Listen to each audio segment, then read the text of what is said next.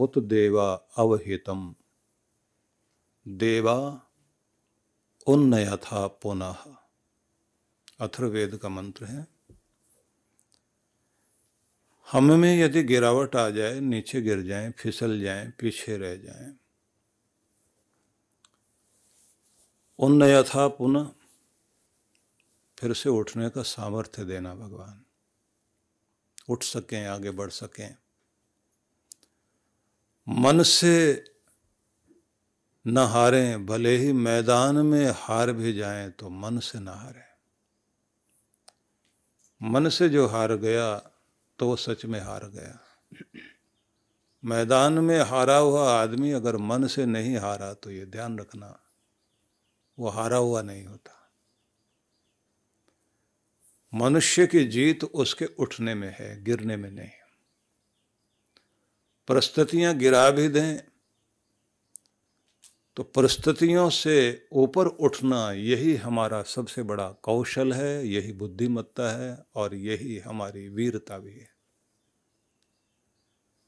इस बात का गुणगान नहीं होता कि बेचारा देखो कितनी परिस्थितियों में पड़ा रहा। बात यह होती है कि इन परिस्थितियों में उसने जीकर दिखाया और उदाहरण बना। इसलिए तो कीचड़ में जीवन मिला है कमल को, ये उसकी नियति है, किस्मत है।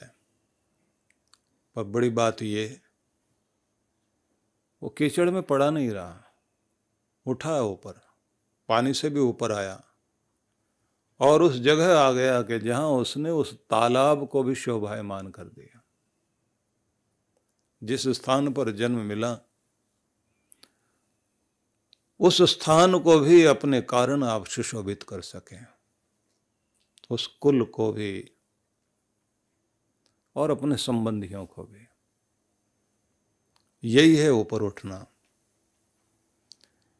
जापान में एक नागोची नाम का कवि हुआ जिसने एक हाइकू कविता का एक रूप जो 3 पंक्तियों 4 पंक्तियों में पूरी बात कह जाना, तो यह एक स्टाइल है हाइकू कविता का। तो उन्होंने एक कविता लिखी थी जिसको मैं, जापानी में है तो उसका सार बताता हूँ आपको, जिसमें वो कहते हैं कि जब मेरे जीवन की हरियाली सूख जाए और उस पर बैठे हुए परिंदे जो चहचहा रहे थे उड़कर कहीं दूर चले जाएं, जब परिस्थितियां आंधियां बनकर मुझे डरा रही हों, तब तो इतना जरूर करना कि मेरे चेहरे पर वो मुस्कुराहट देना कि मैं उनको देखकर मुस्कुरा सकूं और मैं और आगे बढ़ सकूं। क्योंकि किसी में भी इतनी हिम्मत नहीं होनी चाहिए कि मेरी मुस्कुराहट को छीन ले जाए। बड़ी बात है। मौसम तो बदलेंगे लेकिन आपकी मस्ती वो बनी रहे, यही तो बड़ी बात है। जो दुख को दुख नहीं माने, मान अपमान में सम रह जाए, ऐसा धीर पुरुष लगता है कि उस आदमी के अंदर एक जिंदगी है, जिंदा दिली है। और वही तो प्रेरक लोग होते हैं। समुद्र के अंदर जो प्रकाश स्तंभ बने होते हैं, लाइट हाउस होता है, लाइट फेंकता रहता है, भटकते हुए जहाजों को, पानी के जहाजों को रोशनी देता है कि इधर किनारा है, यहां आ जाओ। तो ऐसे ही वो लोग होते हैं जो प्रकाश स्तंभ बनते हैं, जो लोगों को कहते हैं यहां है मंजिल, इधर है किनारा, इधर आओ, भटको नहीं। तो ऐसे आदर्श पुरुष समाज में हुआ करते हैं। और किसी भी फील्ड में कोई भी आदमी आदर्श बन सकता है। और वो इसलिए नहीं कि लोग हमारा मान सम्मान करें, हमें ये कहें कि बड़ा महान व्यक्ति है। नहीं, अपनी महानता का आनंद लेना है। और अपने आनंद में जब आदमी रहता है, वही उसकी महानता, वही उसकी ऊंचाई होती है जो दूसरों को प्रेरित करती है। या कहना चाहिए खरबूजे को देखकर खरबूजा रंग बदलता है, तो ऐसे लोग जो है वो रंग देते हैं समाज को। इसलिए हम लोग ये सुनते थे महान पुरुषों से कि हर किसी को भगवान ने अपना प्रचारक बनाया और अपना सेवक बनाया और अपना भक्त बनाया, कि धर्म का प्रचार कर, सेवा कर। रोजी रोटी कमाने का ढंग कोई भी हो तुम्हारे पास, लेकिन जैसे ये पूरी पृथ्वी के सारे पेड़ पौधे उस भगवान का गुणगान कर रहे हैं। वेदों में एक मंत्र भी है, यस्य मे हिमवंतो महित्वा यस्य समुद्रम रसया साहव। कि देखो तो सही, ये पर्वत जो बर्फीले हैं ये गुणगान कर रहे हैं, महिमा का गुणगान कर रहे हैं, स्तुति कर रहे हैं, तारीफ कर रहे हैं ऊंची चोटियों से, कि हमारी ऊंचाई किसके कारण? जिसने बनाया उसके कारण। यस्य में हिमवंतो महित्वा, हिमवंत हिमालय पर्वत, ऊंचे ऊंचे बर्फीले पहाड़, जिसकी महिमा को कह रहे हैं, स्तुति कर रहे हैं वो भी। यस्य समुद्रम रसया सहाव, और ये समुद्र भी गरजते हुए लहरों के साथ ये भी तो स्तुति कर रहे हैं। यस्य मा प्रदिशो यस्य बाहो, और पूरे प्रदेश दूर दूर तक फैली हुई हरियाली, वहां का यस्य बाहो, भुजा उठा उठा कर जिसकी महिमा कहते हैं। मतलब वो जो हिलते हैं, लहराते हैं, वो लहरा करके कह रहे हैं हम उसके हैं जिसने हमें बनाया है।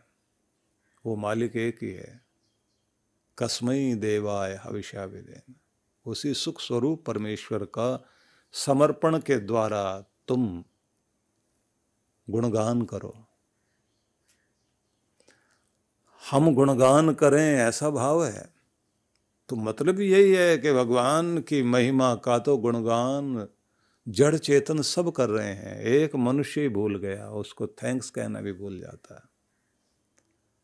और कमाल ये है कि हम सबको समझाते हैं, छोटे बच्चों को कहते हैं तुम्हारा रुमाल गिर गया था, तुम्हारा हैंकी नीचे गिरा, जिसने उठा के दिया उसको तुमने थैंक्स नहीं कहा, तो तुम्हें मैनर्स नहीं है, शिष्टाचार नहीं है। तो बच्चा पलट के कहे जिस परमात्मा ने तुम्हें जन्म दिया है, घर परिवार दिया है, तुमने थैंक्स किया, तुम्हें मैनर्स नहीं है। बच्चों को तो सिखा रहे हैं, लेकिन हमको भी तो शिष्टाचार नहीं आता।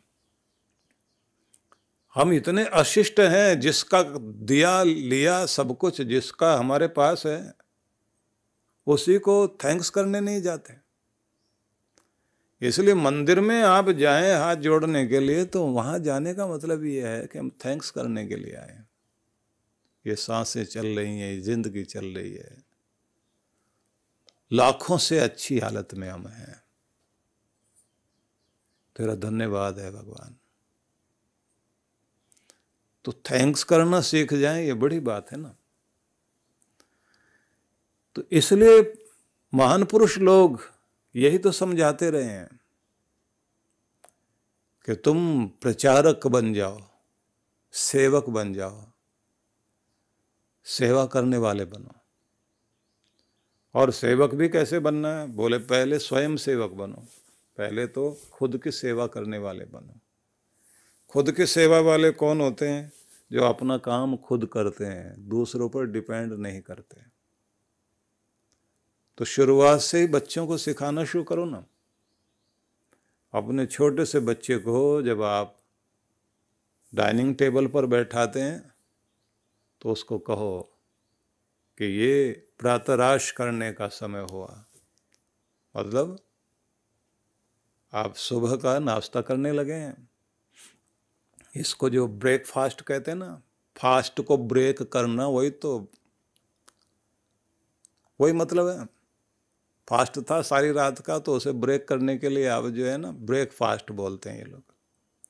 हमारे यहाँ जो है उसके लिए है प्रातराश करना, प्रभात का जो भोजन किया जाता, खाया जाता है, उर्दू वाले उसको नाश्ता कहते हैं। नोश फरमाया आपने, तो उनके बोलने का ढंग वही है। तो विषय न बदले। तो बच्चे को क्या कहना है आपने कि अपनी थाली अपनी प्लेट लेकर आओ, और अच्छा हो कि हमको भी सर्व करो और तुम भी अपना डालो। और फिर खाने के बाद इस बात का ध्यान रखना है कि उतना ही लो थाली में कि बाकी ना जाए नाली में। ये समझाना जरूरी है कि बेकार न जाए नाली में। तो जब ये ध्यान रहेगा तो आपने अन्न ब्रह्म का सम्मान किया। नहीं तो किसी न किसी के हिस्से को आपने उठाकर नाली में बहा दिया। और अजीब बात यह है कि फिर वो मालिक ये कहता तू इस लायक नहीं है कि तुझे आगे ये आसानी से दिया जाए। इस अन्न के लिए मोहताज होगा और इसकी कद्र तभी सीखेगा। जब कोई चीज़ नहीं होती ना तो उसकी कीमत तब पता लगती है।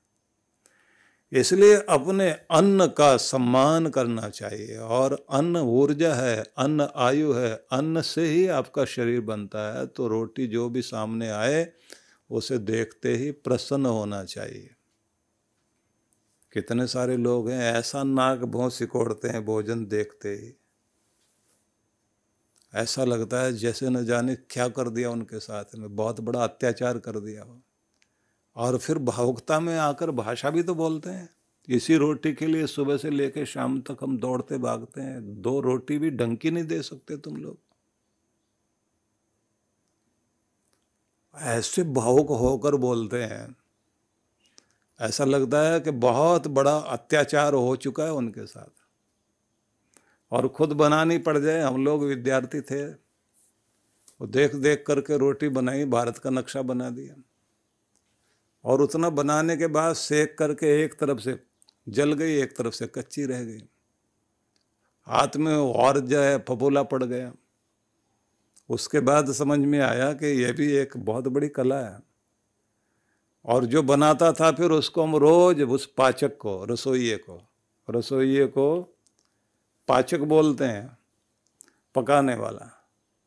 तो उसको हम लोग जो है रोज धन्यवाद देते थे, क्योंकि अपना हाथ जला लिया था ना।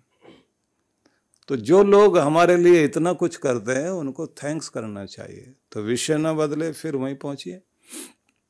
इसलिए बच्चे को भी ये समझाना है कि अपनी थाली ले जा करके खा करके और रसोई घर में जहाँ बर्तन धुलते हैं वहाँ रख कर आओ। और बात इतनी नहीं है, फिर जिसने भोजन बनाया उसको थैंक्स करना है। उस माँ को जाकर कहना तू बहुत अच्छी है माँ, हमारे लिए इतना अच्छा खाना बनाया तूने। वो जो उस समय आपको अपने गले लगाकर प्यार देती है, वही तो जिंदगी में याद रहता है। आपके जीवन में क्या याद रहता है? एक चिंतक ने लिखा कि अगर आदमी मरने लगे और 2 मिनट का समय हो, उससे कहा जाए कि अब तू बोल क्या चाहता है, उस समय ये कहेगा राजा बना दे मुझे। 2 मिनट में तो नहीं कहेगा। अच्छा 10 करोड़ रुपए दे दे अभी, क्या करेगा आदमी? मांग ही नहीं सकता। कुछ बहुत अच्छा खाना चाहता हूं वो भी नहीं बोलेगा, 2 मिनट का ही तो टाइम है। वो क्या कहेगा कि जिनको मैं बहुत प्यार करता हूं उनका चेहरा देखना चाहता हूं और उनसे 2 बोल बोल लेना चाहता।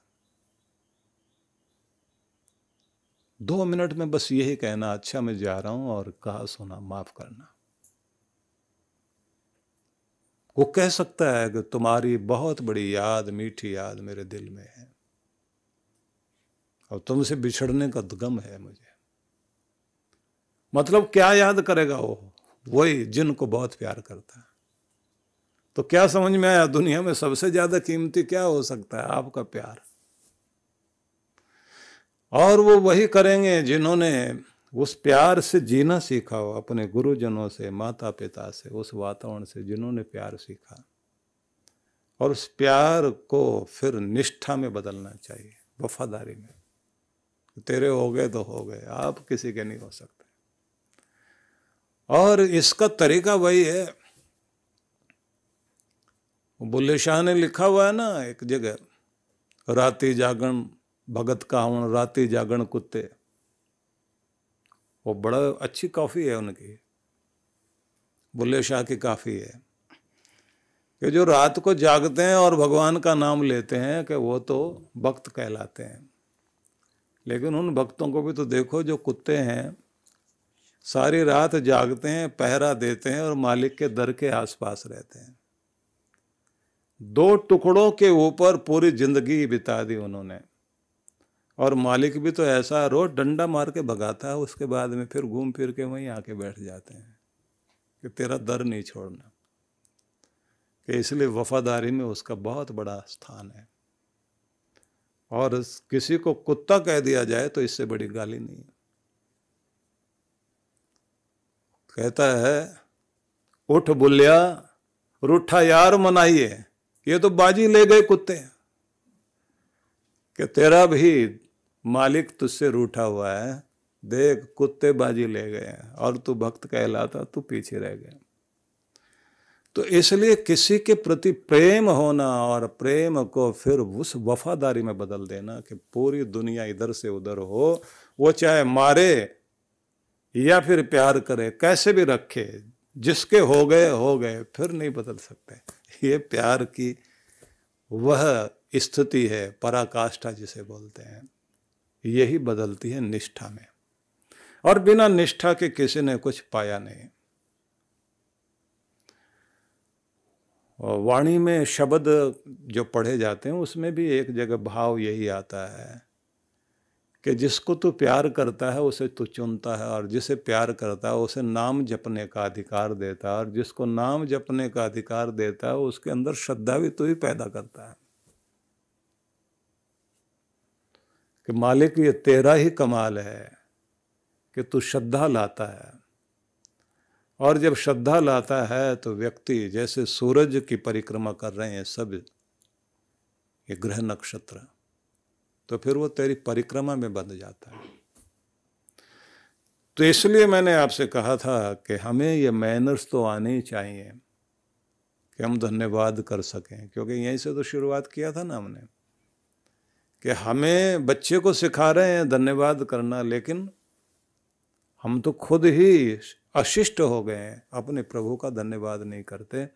उसका धन्यवाद करना सीख जाएं और उसका गुणगान करना सीख जाएं, क्योंकि मैंने आपसे कहा था कि महान पुरुषों ने कहा कि तुम प्रचारक बनो, तुम स्वयं सेवक बनो, और स्वयं सेवक बनने के साथ प्रभु के सेवक बनो। तो स्वयं सेवक वो होता है जो अपना काम खुद करता है और दूसरों को सेवा के लिए नहीं बोलता कि तुम मेरी सेवा करो, ना माँ से कराएगा ना पिता से कराएगा। ये और भगवान वैसे अवसर देते हैं। अगर आपने निश्चय कर लिया कि नहीं मुझे कोई सहारा और सहायता नहीं लेनी, तो अपने आप भगवान कृपा करने लगते हैं। तो विषय न बदले, हम लोग इधर उधर ना जाएं। तो आगे फिर हम लोग एक शब्द और समझ लें जो पहले मैंने बोला था कि हम गिर भी जाएं तो हमें उठने का सामर्थ्य देना भगवान। उत्गस्य चक्रुषम देवा देवा जीव यथा पुनः। ये शब्द और भी बहुत प्यारे शब्द हैं कि हमारी जीवनी शक्ति हमें फिर से लौटा दो। क्योंकि जब आदमी के अंदर जीवनी शक्ति का अभाव हो जाता है तब वो गिरकर गिरा ही रह जाता है, फिर उठता नहीं। उठेगा वही जिसके अंदर वो जिजीविषा होती है, जीने की इच्छा होती है। महात्मा बुद्ध चले जा रहे थे तो कुछ समझा रहे थे, वो शिष्य साथ साथ थे। तो उन्होंने एक शब्द कहा कि देखो आनंद, जीवनी शक्ति व्यक्ति की प्रबल होनी चाहिए, फिर परिस्थितियां नहीं तोड़ सकती और रोग उसको हरा नहीं सकते। और दुनिया तुम्हारा कुछ भी करे फर्क नहीं पड़ेगा। तो कुछ ऐसे भाव समझाते जा रहे थे। तो आनंद ने एक छोटा सा पीपल का पौधा था, उसको उखाड़ लिया और मिट्टी पर डाल दिया और बोले, प्रभु इसकी जीवनी शक्ति के संबंध में बताइए, ये जिएगा क्या? कि मैंने भी खेल खेल में इसको उखाड़ दिया। तो उन्होंने उसकी जड़ को देखा, जड़ टूटी भी नहीं थी, जड़ पूरी की पूरी निकली, और जड़ को हवा नहीं लगने देनी चाहिए। उस जड़ पर मिट्टी लगती रहे और पौधे के जो तना है और पत्ते हैं उस पर हवा, उसी के ऊपर जो है सूरज की किरणें आए तो अच्छा। लेकिन वो फेंक दिया ऐसे, और जहाँ फेंका गया वहाँ मिट्टी उखड़ी पड़ी हुई थी, उस जगह पर गिरा दिया। बुद्ध ने कहा इसकी जीवनी शक्ति बड़ी प्रबल है, इसको जीना चाहिए। गुरु पूर्णिमा महोत्सव, मुंबई, महाराष्ट्र। कार्यक्रम की रूपरेखा, दिनांक 29 जून 2025, गुरुदर्शन, गुरुपाद पूजन, आशीर्वचन एवं भंडारा। समय प्रातः 10 बजे। स्थान वरदान लोक आश्रम, काजूपाड़ा, घोड़बंदर, थाने रोड, मीरा रोड, पूर्व, मुंबई। आयोजक विश्व जागृति मिशन, वरदान लोक आश्रम, मुंबई। संपर्क सूत्र। आप सपरिवार सादर आमंत्रित हैं। गुरु पूर्णिमा महोत्सव, पुणे, महाराष्ट्र। कार्यक्रम की रूपरेखा, शुभारंभ, दिनांक 27 जून 2025, सायं 5 बजे से 7 बजे, भक्ति सत्संग। शनिवार दिनांक 28 जून 2025, प्रातः 9:30 से 12:30 बजे, सत्संग, गुरुपाद पूजन एवं गुरुदर्शन। सत्संग स्थल थोपटे बैंक्वेट्स, गोडाम्बे चौक, रामनगर, राहटड़ी मेट्रो हॉस्पिटल के नजदीक, पुणे। संपर्क सूत्र। आयोजक विश्व जागृति मिशन, पुणे मंडल। आप सपरिवार सादर आमंत्रित हैं।